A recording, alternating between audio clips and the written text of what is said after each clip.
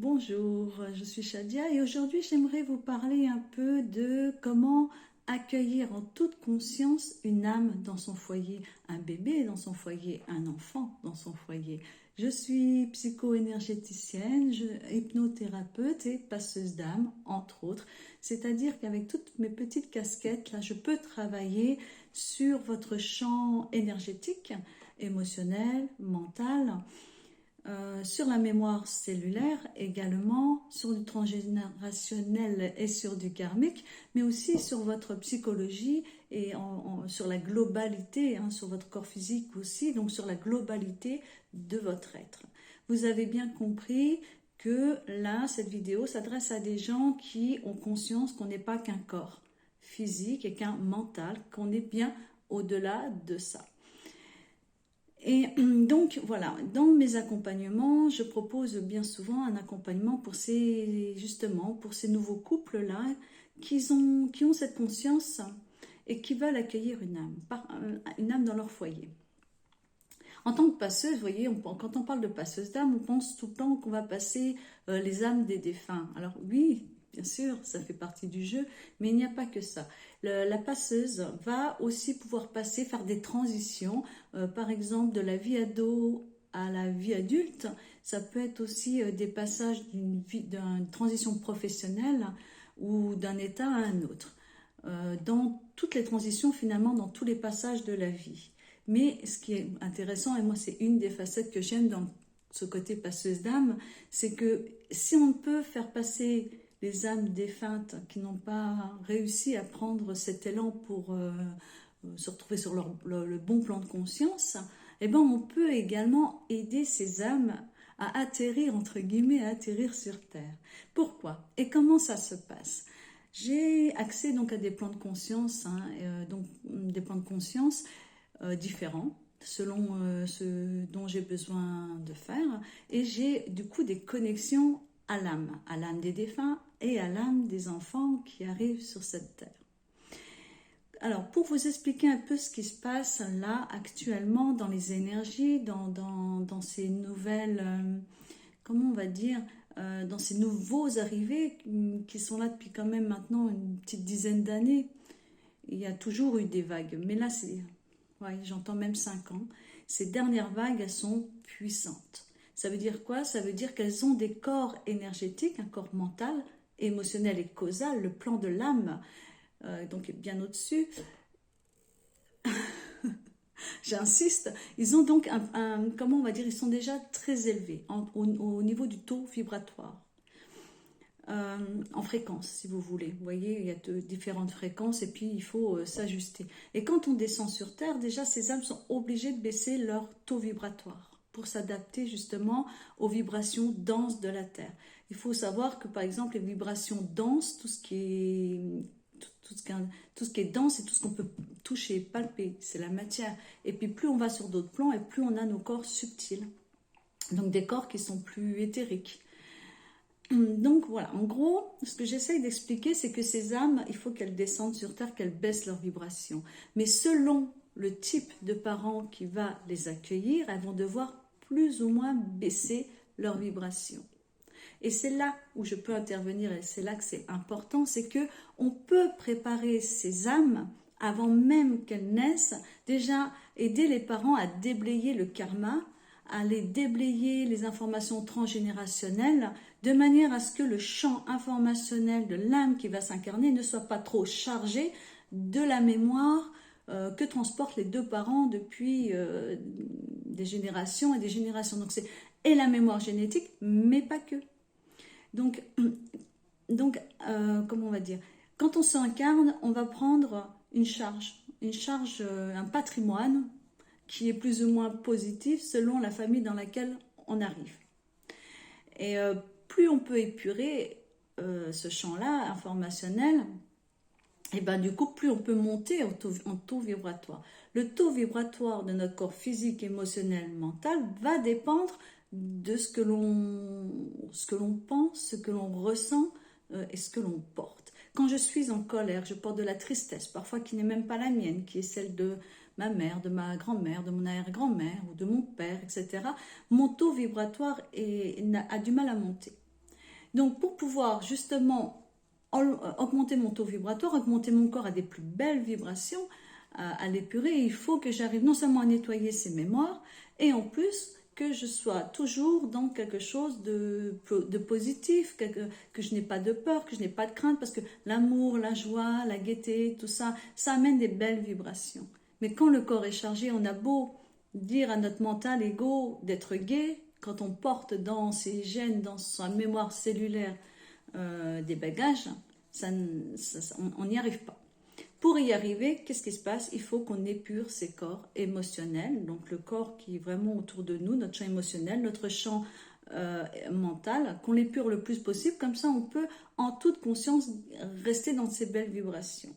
On peut aussi, et c'est là que je vais intervenir vraiment, c'est justement essayer de régler un maximum le transgénérationnel et le karmique, de manière à ce que la personne est moins apportée. Pendant que le bébé est en gestation, et le mieux c'est vrai, c'est de faire ce travail en amont avant d'accueillir un bébé, mais en tout cas pendant que le bébé est en gestation, lui il va prendre toutes ses mémoires, sauf que si on les épure, il ne va pas les prendre. On va également travailler sur ces mémoires-là qu'il n'aura pas besoin de prendre.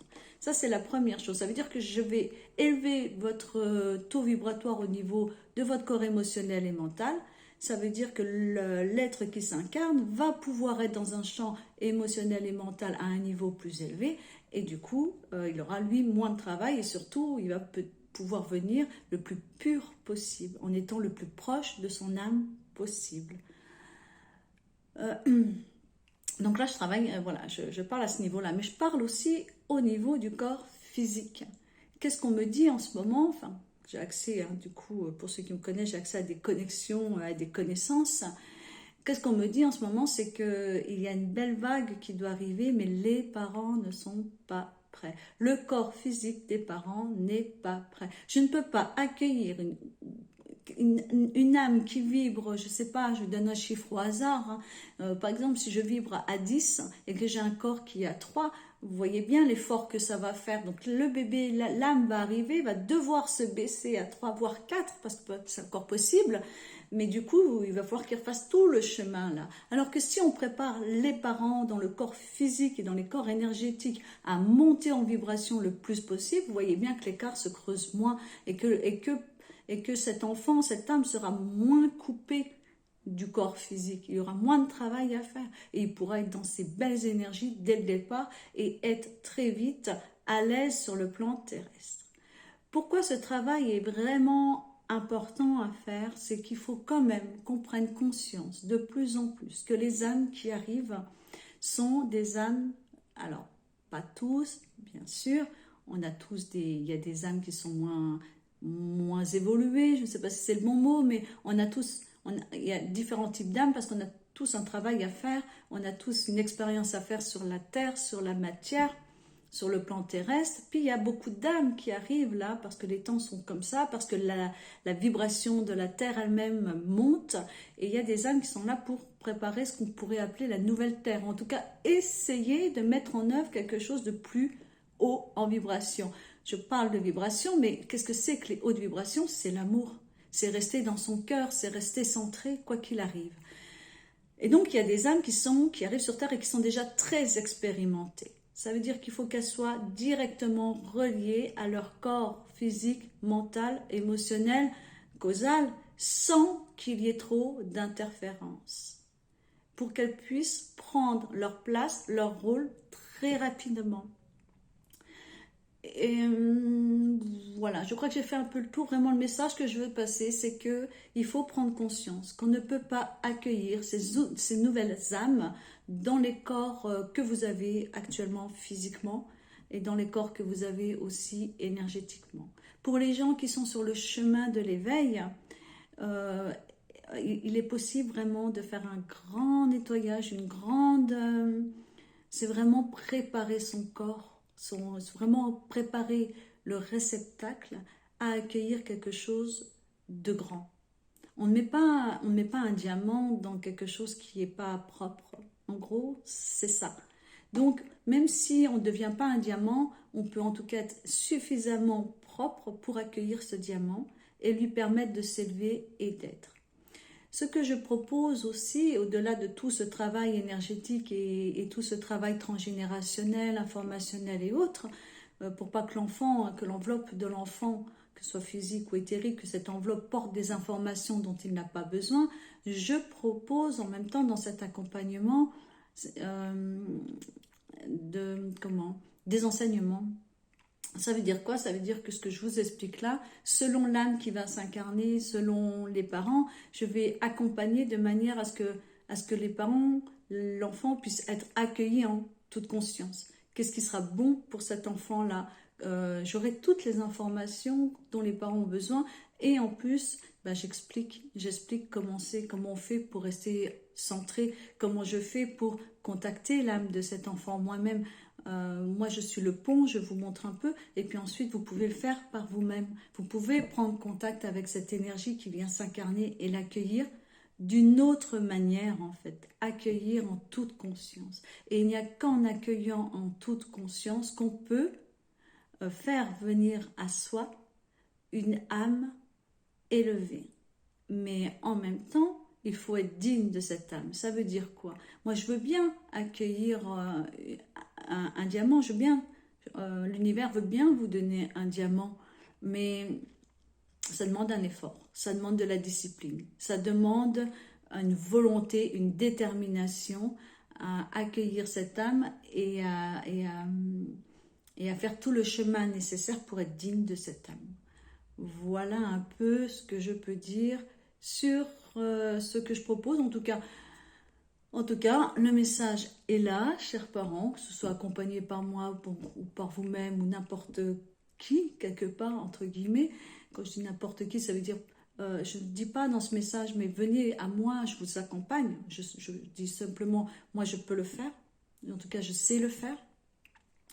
Ce que je vous dis, le message qu'il faut vraiment retenir, c'est qu'aujourd'hui, il y a une quantité d'âmes qui essayent, qui veulent s'incarner, mais que vous, en tant que parents, futurs parents, vous n'êtes pas prêts à les accueillir. Et c'est un peu comme si on me disait, c'est pressant, c'est urgent, parce que ce sont les âmes qui vont construire le monde de demain. Et il faut vraiment savoir que nous, on a beaucoup travaillé nos blessures, nos émotions, le karma, le transgénérationnel.